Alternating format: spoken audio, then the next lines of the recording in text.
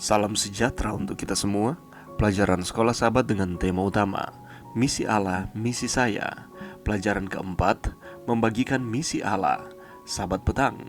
Ayat hafalan, Aku memberikan perintah baru kepada kamu, yaitu supaya kamu saling mengasihi. Sama seperti aku telah mengasihi kamu, demikian pula kamu harus saling mengasihi.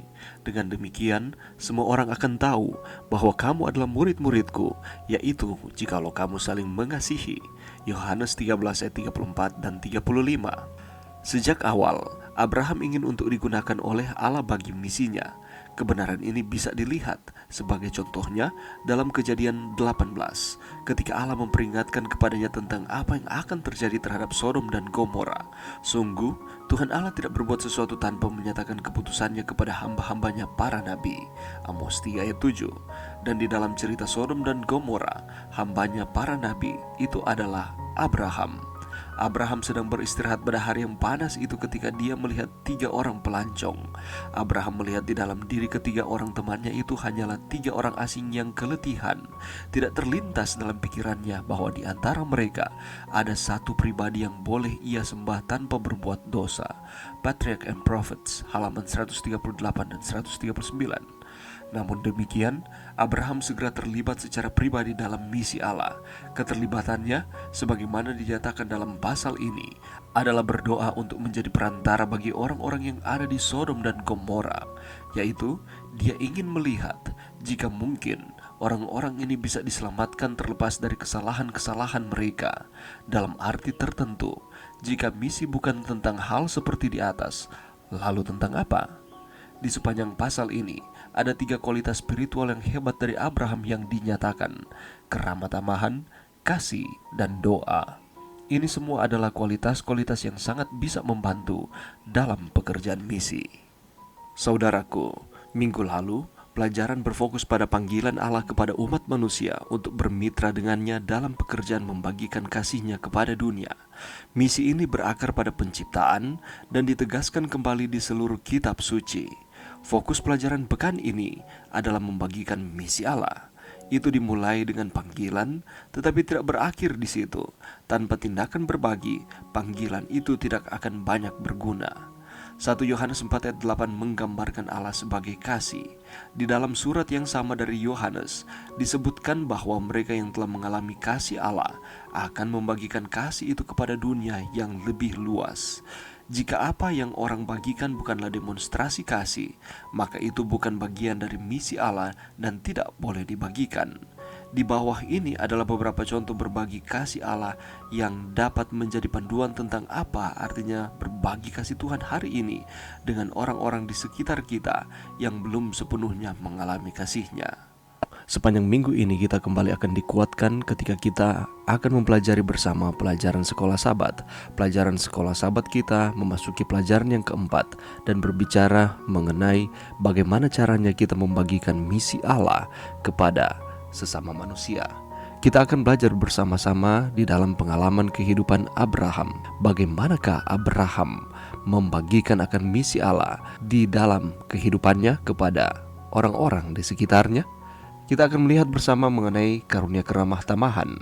Kita akan fokus di dalam Kejadian 18 ayat 1 sampai 15. Kita akan melihat apakah unsur-unsur dari keramah tamahan yang ditunjukkan oleh Abraham dalam menyambut tamunya, dan prinsip-prinsip apa sajakah yang dapat kita tiru dari contoh keramah tamahan Abraham di dalam kehidupan kita sehari-hari.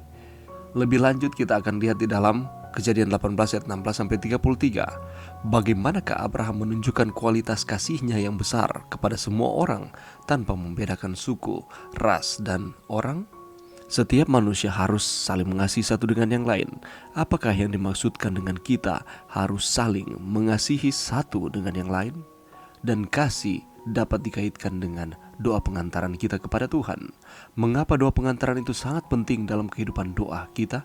Bagaimanakah doa kita untuk orang lain yang membutuhkan pertolongan, membantu kita untuk bertumbuh secara rohani dan mengalami lebih banyak lagi realitas dari kasih Allah bagi orang-orang berdosa?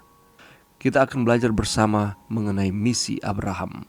Apakah misi dari Abraham yang Tuhan percayakan kepadanya?